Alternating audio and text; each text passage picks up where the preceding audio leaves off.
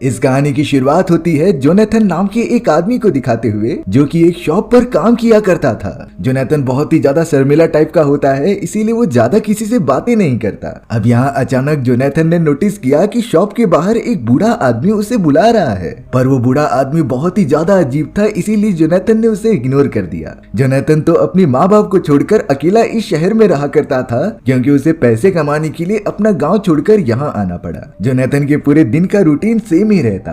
वो हर सुबह निकल जाता अपने काम के लिए और शॉप की सारी देख रेख करता। वहाँ की साफ सफाई का काम भी जोनाथन को ही करना पड़ता है। लेकिन अब एक रात वही बूढ़ा आदमी शॉप के अंदर आने की कोशिश कर रहा था, जो इतने दिनों से बार बार आ रहा है। देखकर ऐसा लग रहा था कि वो बूढ़ा आदमी किसी चीज के लिए वार्न कर रहा है जोनाथन को। लेकिन जोनाथन तो अपने काम में बिजी था, जो इन सारी चीजों को बिल्कुल समझ नहीं पाता। थोड़ी देर बाद वो बूढ़ा आदमी भी वहाँ से चला गया। अब जोनाथन हमेशा की तरह अपना सारा काम खत्म करके शॉप बंद कर देता है और चला जाता है अपने घर पर। जोनाथन की लाइफ बहुत ही ज्यादा अच्छी थी और वो एक नॉर्मल जिंदगी जी रहा था। हालांकि एक टाइम पर उसे लगता है कि मेरे जितना बोरिंग और इस दुनिया में कोई भी नहीं है। अब यहाँ एक रात जोनाथन टीवी देख रहा था, जिसके ऊपर एक एडवर्टाइजमेंट चलती रहती है। उस एडवर्टाइजमेंट के अंदर बताया जाता है कि कुछ ऐसी लड़कियां भी हैं जिसे कॉल करके आप अपने घर पर बुला सकते हो और वो आपसे बातें करेंगी, आपसे फ्लर्ट करेंगी और जो चाहे वो कर सकती हैं। जोनाथन काफी ज्यादा एक्साइटेड हो गया, इसीलिए उसने एडवर्टाइजमेंट पर दिए हुए नंबर को नोट कर लिया और अब वो किसी भी तरीके से हिम्मत जुटाता है और फोन नंबर डायल करता है।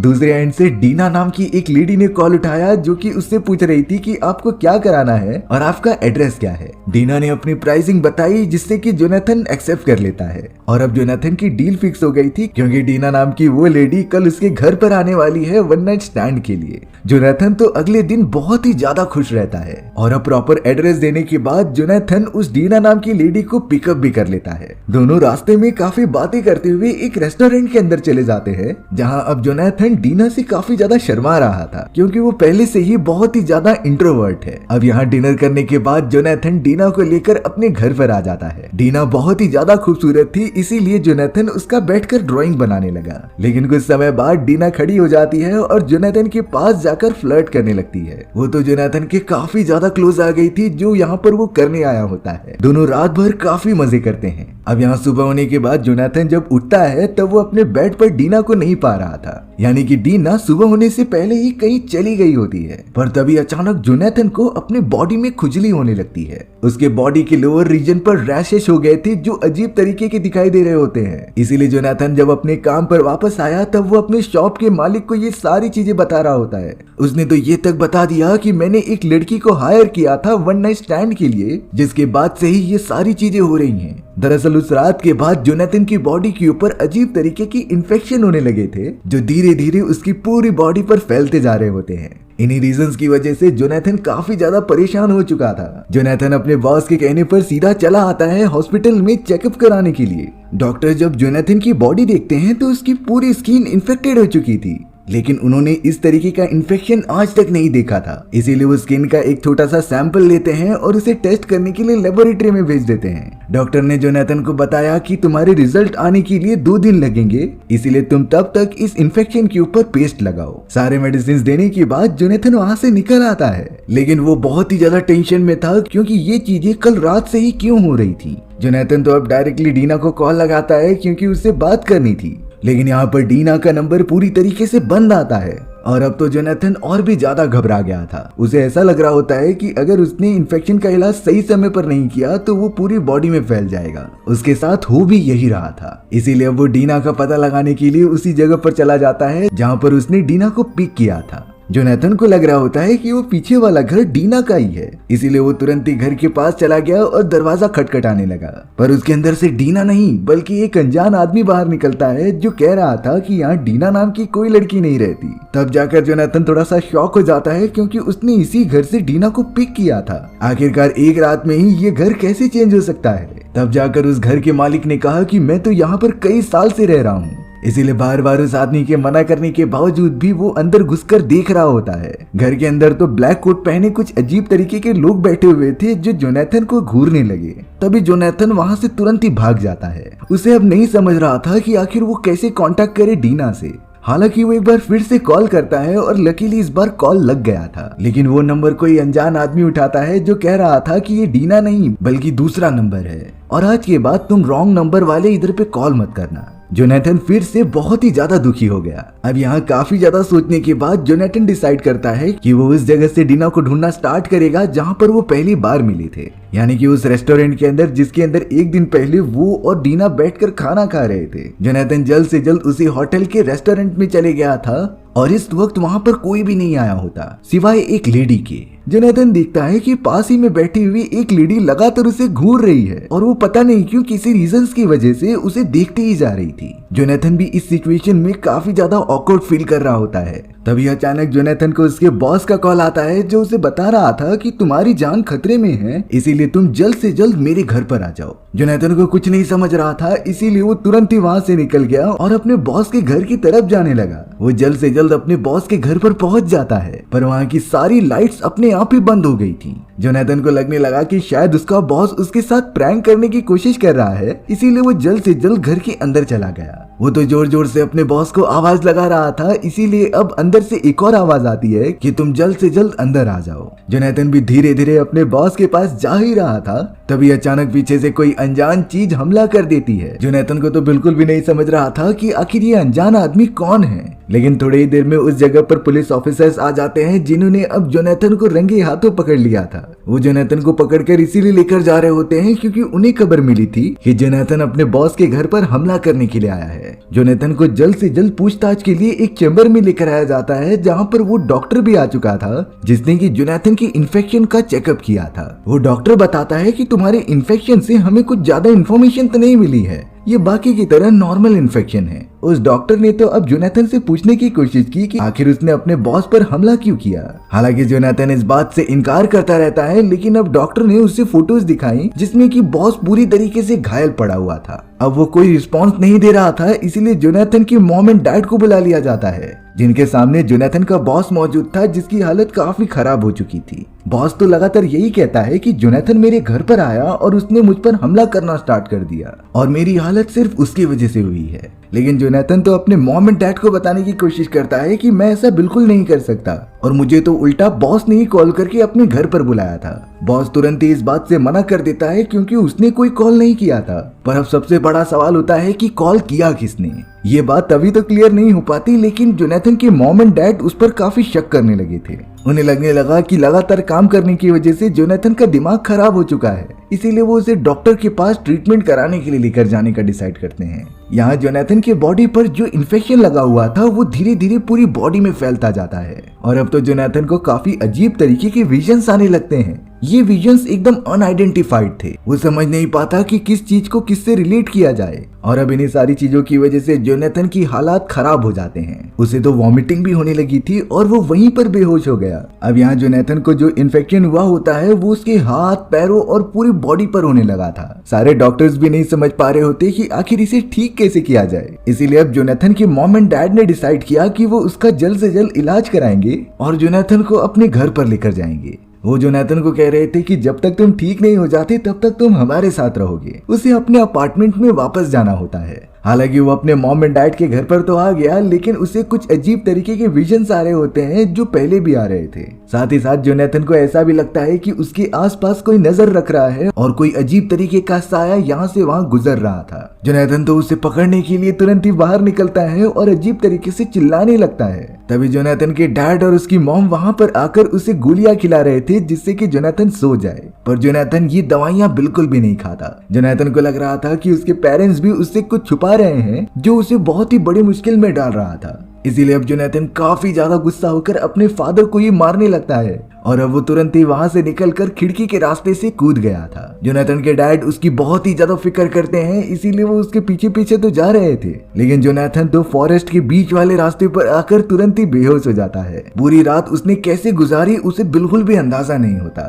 सुबह होने पर जब जोनाथन को होश आया तब वो एक बाइसिकल लेकर आगे बढ़ रहा था। जोनाथन लगातार आगे बढ़ते हुए एक पेट्रोल स्टेशन पर आकर किसी को कॉल करने लगा था। लेकिन तभी उसे अचानक एक पोस्टर दिखाई देता है जिसके ऊपर उसी लेडी की फोटोज लगी हुई थी जिसे कि उसने रेस्टोरेंट के अंदर देखा था। पोस्टर पर लिखा होता है कि ये लेडी रिचुअल्स परफॉर्म करना जानती है जिससे कि ये आत्माओं और दूसरी दुनिया के लोगों से बातें किया करती थी। जोनाथन को लगने लगा कि उसके साथ जो भी हो रहा है जरूर ये लेडी जानती होगी, इसीलिए वो तुरंत ही उस पोस्टर को निकाल लेता है और उस एड्रेस पर पहुंच जाता है। थोड़ी देर बाद वो जब पहुंचा तो वो एक होटल था जो काफी ज्यादा पुराना होता है। वहाँ पर एक रिसेप्शनिस्ट बैठी हुई थी जिसके पास जोनाथन जाकर उसी पोस्टर को दिखाते हुए पूछ रहा था कि आखिर ये लेडी कहाँ मिलेगी।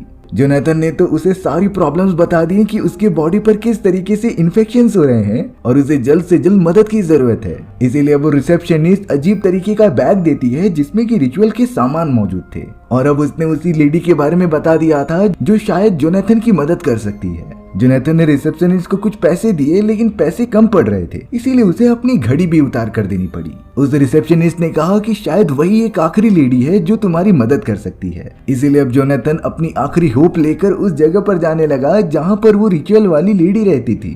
वो एक बहुत ही अजीब तरीके का घर होता है जहाँ पर कोई भी मौजूद नहीं था। जोनाथन जैसे वहाँ पहुँचता है वो रिचुअल के सामान ओपन करके चेक कर रहा था, तब वहाँ पर एक रिचुअल की बुक मिलती है जिसमें अलग अलग टाइप की रिचुअल परफॉर्म करने की विधियां लिखी हुई थी। अब यहाँ थोड़ी ही देर में जोनाथन के सामने वही अनजान लेडी आ चुकी थी जिसने कि ब्लैक कलर की रिचुअल वाले कपड़े पहने होते हैं। जोनाथन उसे सारी बातें बता रहा था कि कैसे उसके साथ इतनी बुरी चीजें हो गई हैं। वो एक लेडी के साथ सिर्फ एक रात के लिए फिजिकल रिलेशनशिप में आया और अचानक अगले दिन उसके साथ ये होने लगा। उसकी पूरी बॉडी इन्फेक्टेड हो रही थी। तब जाकर वो रिचुअल परफॉर्म करने वाली लेडी जोनाथन को सारी बातें बताती है कि तुम्हें किसी नॉर्मल लेडी ने नहीं बल्कि एक विच ने अपने काबू में कर लिया है। ये इस तरीके की विच थी जो लोगों को अपने बॉडी की तरफ अट्रैक्ट करती थी और एक रात गुजारने के बाद उनके ऊपर अपना डार्क मैजिक कर देती। यानी कि जोनाथन उस खतरनाक विच के कब्जे में आ चुका है। उस लेडी ने जोनाथन को ये भी बताया कि डीना ने तुम पर जादू किया है, बल्कि ये काला जादू है जो कि डायरेक्टली डेविल से जुड़ा हुआ था। दरअसल इनका शिकार वो लोग होते हैं जो बहुत ही ज्यादा अकेला रहना पसंद करते थे और इसी तरीके से सेम टू सेम जोनाथन के ऊपर उन लोगों ने अटैक किया और उसे पूरी तरीके से इन्फेक्टेड कर दिया। ये इन्फेक्शन अब धीरे धीरे पूरे बॉडी में फैलेगा। वो लेडी जोनाथन को ये सारी चीजें बता तो रही थी लेकिन साथ ही साथ वो स्पिरिचुअल की तैयारी भी करते रहती है क्योंकि उसे पहले से ही पता था कि जोनाथन किस खतरे में मौजूद है। उस स्पिरिचुअल वाली लेडी ने एक और इम्पोर्टेंट बात बताई कि तुम्हारे ऊपर जो इन्फेक्शन बढ़ रहा है वो तुम्हारी पूरी बॉडी के अंदर ब्लैक स्ट्रिंग बना रहा था और अगर तुमने इस ब्लैक स्ट्रिंग को खुद ही नहीं निकाला तो इसे निकालने के लिए खुद डेविल आएगा जो तुम्हारी जान के साथ साथ पूरी बॉडी भी अपने साथ हेल में लेकर जा सकता था। इसीलिए जोनाथन का सबसे बड़ा टास्क होता है कि उसे किसी भी तरीके से अपने बॉडी में से स्ट्रिंग बाहर निकालना होगा। उस स्पिरिचुअल वाली लेडी ने जोनाथन को एक चाकू भी दिया जो अपने हाथ के अंदर से वो ब्लैक स्ट्रिंग बाहर निकाले। जोनाथन बड़ी हिम्मत करते हुए एक कट तो लगा देता है और उस ब्लैक स्ट्रिंग को बाहर निकालने लगता है लेकिन उसे बहुत ही ज्यादा दर्द हो रहा था। थोड़ी देर तक बाहर निकालने के बाद जोनाथन की बॉडी इतनी ज्यादा थक गई कि वो वहीं पर बेहोश हो गया। हमें दिखाया गया कि वो ब्लैक स्ट्रिंग वापस उसकी बॉडी में चला जा रहा है, यानी कि अब वो पूरी तरीके से जोनाथन की बॉडी से जुड़ चुका है जो इतनी आसानी से तो नहीं निकलने वाला। वो स्पिरिचुअल वाली लेडी वहां से दूर चली गई थी क्योंकि इस पूरे प्रोसेस के दौरान बीच में इंटरफेयर नहीं कर सकती। अब यहाँ सुबह होने पर जब जोनाथन ने अपनी आंखें खोली तब वो उस चैम्बर को थोड़ा सा एक्सप्लोर करने लग जाता है। चौंकाने वाली बात ये हुई कि जोनाथन को उस जगह पर वही बूढ़ा आदमी मिला था जो लगातार उसके शॉप पर आकर बार बार अंदर आने के लिए कहता है। उस बूढ़े आदमी की हालत भी काफी ज्यादा खराब थी, इसीलिए जोनाथन ने उसे डिस्टर्ब नहीं किया। यहाँ तक कि वो बूढ़ा आदमी कुछ रिस्पॉन्ड भी नहीं कर रहा था, इसीलिए जोनाथन तुरंत ही वहाँ से चला गया। अब यहाँ जोनाथन नोटिस करता है कि वो आदमी जो कह रहा था कि ये डीना का नहीं मेरा घर है, वो अचानक अपनी वाइफ और पूरी फैमिली के साथ वहाँ से जा रहा होता है। उसने अपने सारे सामान पैक कर लिए थे और वो जल्द से जल्द उस जगह से निकल गया। जोनाथन इस मोमेंट का फायदा उठाता है और वो तुरंत ही उस आदमी के गैर मौजूदगी में घर के अंदर घुस जाता है क्योंकि उसे पता करना था कि आखिर उस मिस्टीरियस घर के अंदर है क्या जो उसे बहुत ही ज्यादा परेशान कर रहा था। चारों तरफ अंधेरा होता है, इसीलिए जोनाथन धीरे धीरे उस रूम में चला गया जहाँ पर किसी के होने का एहसास था। वहाँ पर और कोई नहीं बल्कि डीना मौजूद होती है जो कि एक बेड पर सोई हुई थी। जोनाथन जैसे उसे उठाता है तब डायना चिल्लाते हुए उसकी तरफ मुड़ती है और अब तो डीना का चेहरा इतना ज्यादा खराब हो चुका था कि वो पूरी तरीके से पहचान में ही नहीं आ रही थी। जोनाथन पूछने लगा कि आखिर तुम्हारे साथ ये किसने किया। डीना बहुत ही ज्यादा डरते हुए एक फोटो फ्रेम की इधर हाथ दिखाती है और कहती है कि वो जरूर आएगा। दरअसल वहाँ पर उन्हीं ग्रुप के लोगों की फोटोज मौजूद होती हैं जो डेविल के लिए काम किया करते थे। उन सारी चीजों को जानने के बाद जोनाथन को ये आइडिया हो जाता है कि सबसे पहले उन ग्रुप के लोगों ने डीना को अपने कब्जे में किया। वो तो उसे पूरी तरीके से इन्फेक्टेड कर रहे थे और जब उस रात डीना जोनाथन के साथ फिजिकल होती है तो ये सारी बीमारी और श्राप जोनाथन को भी लग गया था, यानी कि उन दोनों की जान खतरे में होती है। जोनाथन ने अब खिड़की की तरफ से देखा कि वो सारे ग्रुप के लोग अब वापस आ रहे हैं, इसीलिए वो तुरंत ही एक चाकू लेकर उन सभी के सामने चला गया और कहने लगा कि तुम सब मुझे कैद करके नहीं रख सकते। बट वो सारे डेविल के लोग बहुत ही ज्यादा गुस्से में लग रहे थे और उन्होंने जवाब दिया कि तुम्हारा बचना नामुमकिन है। जोनाथन इन सारी चीजों से बहुत ही ज्यादा डर जाता है और वो तुरंत ही चाकू लेकर घर से दूर भागने लगा था और डायरेक्टली अपने शॉप के मालिक के पास आ गया था। वो तो अपने बॉस को सारी बातें बता रहा होता है कि कैसे एक ग्रुप के लोग उसे टारगेट कर रहे हैं, लेकिन शॉप का ओनर इस बात पर बिल्कुल भी भरोसा नहीं करता। उसे तो पहले से ही लग रहा था कि जोनाथन पागल हो चुका है और वो अपने मन से बेतुकी बातें बना रहा था जो हमें समझ में नहीं आती। जोनाथन के बॉस ने तुरंत ही पुलिस वालों को कॉल कर दिया जो थोड़ी ही देर में वहाँ पर आ जाते हैं। जोनाथन तो अब उन सभी पुलिस वालों को भी समझा रहा था कि मेरे साथ बहुत गलत हो रहा है, लेकिन पुलिस वाले जोनाथन के हाथ में चाकू देखकर एकदम चौकन्ना हो गए। वो जोनाथन को अपने हथियार नीचे रखने के लिए कह रहे थे, पर जोनाथन को इस बात का बहुत बुरा लग रहा था कि कोई भी उसकी सिचुएशन समझ नहीं रहा है। आखिर उसकी तरह कितने सारे लोग होंगे जो उस ग्रुप द्वारा टारगेट किए जा रहे थे और शायद उनकी भी हालत मेरी ही जैसी होगी। पुलिस वाले किसी भी तरीके से जोनाथन को पकड़ लेते हैं और उसे जेल में पकड़ कर लेकर चले जाते हैं। कुछ दिनों के अंदर ही अंदर जोनाथन को एक मेंटल असाइलम में ट्रांसफर कर दिया गया था जहाँ पर उसका अच्छे से इलाज किया जाएगा। अब जोनाथन धीरे धीरे उसी जगह पर अपनी जिंदगी काट रहा था। जोनाथन की बॉडी में अभी भी वो ब्लैक स्ट्रिंग गई नहीं होती। दरअसल उसे तो काफी सारे विजन्स आ रहे होते हैं जिसमें कि वही ब्लैक स्ट्रिंग चारों तरफ देखता था। एक दिन जोनाथन उसी ब्लैक स्ट्रिंग को नोटिस करते हुए एक कमरे के अंदर चला आता है। उस कमरे में एक अनजान आदमी बैठा हुआ था जिसने कि ब्लैक कलर के कपड़े पहने होते हैं। उसने तो जोनाथन को बैठने के लिए कहा और साथ ही साथ समझाया कि तुम डेविल द्वारा चुने गए हो और अब डेविल तुम्हें और तुम्हारी आत्मा को लेने के लिए जल्दी आने वाले हैं, यानी कि बचने का कोई रास्ता नहीं है। जोनाथन तो काफी ज्यादा डर के मारे चिल्लाने लगा था जिससे कि सभी लोग यहाँ आकर इस आदमी को देख सके। वहाँ हॉस्पिटल का स्टाफ आ गया था, लेकिन वो जोनाथन को बोलते हैं कि यहाँ पर तो कोई भी नहीं मौजूद है। आखिर तुम पूरी तरीके से पागल तो नहीं हो गए हो। जोनाथन का सर बहुत ही ज्यादा दर्द देने लगता है इन सारी चीजों से। अब उसे हमेशा की तरह असाइलम के अंदर बंद करके रखा जाता था, लेकिन एक दिन ये सारी चीजें लिमिट क्रॉस कर गई थी। जोनाथन अब पूरी कोशिश करता है कि वो इस जगह से भागकर कहीं आजाद होकर रहे, इसीलिए वो जल्द से जल्द हॉस्पिटल से बाहर निकलने लगा था। लेकिन तब तक हॉस्पिटल के स्टाफ ने उसे देख लिया था, इसीलिए सभी एक साथ आकर उसे पकड़ने लगते हैं। जोनाथन आगे से ऐसा ना करे इसीलिए उसे बेहोशी का इंजेक्शन दे दिया गया था, यानी कि जोनाथन कई दिनों तक बेहोश ही रहेगा। उसे तो जल्द से जल्द अंदर लेके जाकर उसकी पूरी बॉडी को बांध दिया गया था जिससे कि वो हिल ना सके।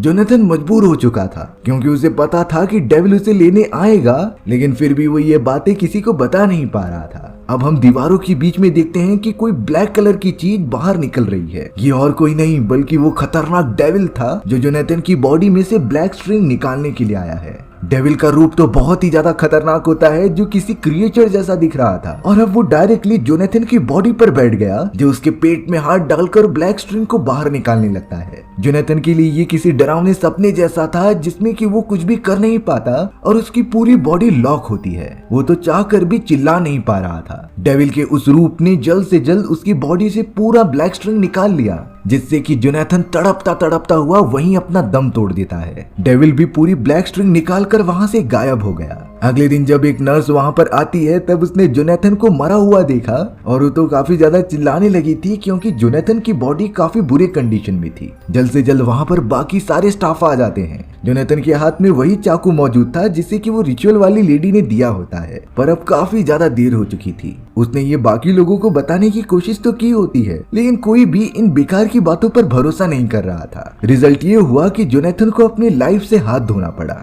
जल्द से जल्द जोनाथन की मौत के बारे में उसके मॉम एंड डैड को बता दिया जाता है, यानी कि डेविल अपने मकसद में कामयाब रहा। अब हमें यहाँ दूर सिटी के अंदर एक लेडी दिखाई जाती है जो कि शहर में नई आई थी और उसे एक शेल्टर की जरूरत होती है। तभी अचानक उसके सामने डेविल के वही ग्रुप के लोग रुक जाते हैं जो उसकी मदद करने का ऑफर कर रहे थे। वो लेडी भी इस ऑफर को एक्सेप्ट करके कार के अंदर बैठ जाती है। यानी कि अब जो हालात डीना और जोनाथन के साथ हुए हैं वो इस लेडी के साथ भी होगी और डेविल उसके बॉडी पर कब्जा कर लेगा और हमारी ये डरा देने वाली कहानी भी यहीं खत्म हो जाती है। सो व्यूअर्स, आपको ये स्टोरी कैसी लगी कमेंट सेक्शन में बताना भूलना मत। और अगर आपको मेरा एक्सप्लेनेशन 1% भी अच्छा लगा होगा ना तो वीडियो को लाइक एंड चैनल को सब्सक्राइब जरूर कर देना। मिलते हैं इसी तरीके की मजेदार वीडियोस में, तब तक के लिए बाय बाय।